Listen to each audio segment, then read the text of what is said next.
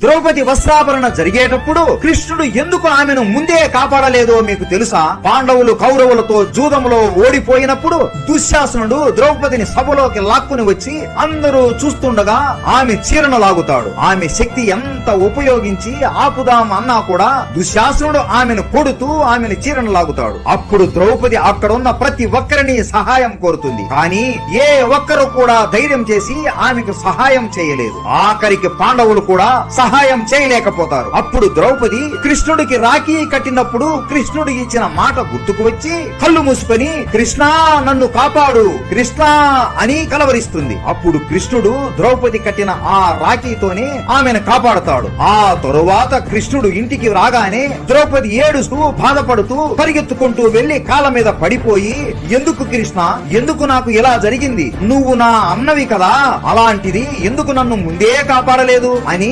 ఏడుస్తూ అడుగుతుంది. కృష్ణుడు బాధపడుతూ, చెల్లి, దుశ్శాసనుడు నీ చీర లాగుతుంటే మొదటిగా నువ్వు నీ శక్తి మొత్తం ఉపయోగించి ఆపడానికి ప్రయత్నించావు. ఆ తరువాత నీ భర్తల సహాయం కోరావు. ఆ తరువాత భీష్ముడిని, ద్రోణుడిని, సభలో ఉన్న ప్రతి ఒక్కరిని సహాయం కోరావు. ఎవ్వరూ సహాయం చేయలేదు అని చివరిగా నీకు దిక్కుతోచక నేను ఇచ్చిన మాట గుర్తుకు వచ్చి నా సహాయం కోరావు చెల్లి. అదే నువ్వు ముందే ఒక్కసారి నా సహాయం కోరి ఉంటే దుశ్శాసనుడు నీ మీద చెయ్యి వేయక ముందే వాడి చేతిని నరికేసేవాడిని అని ద్రౌపదికి చెబుతాడు. అలాగే నీకు జరిగిన ఈ అవమానం వలనే భవిష్యత్తులో ఒక యుద్ధం కూడా జరుగుతుంది. దానితోనే ధర్మం నిలుస్తుంది అని చెబుతాడు. రక్షాబంధన్ ఎందుకు జరుపుకుంటారో తెలుసుకోవాలి అంటే మన తెలుగు హిస్టరీ టేల్స్ ఛానల్లో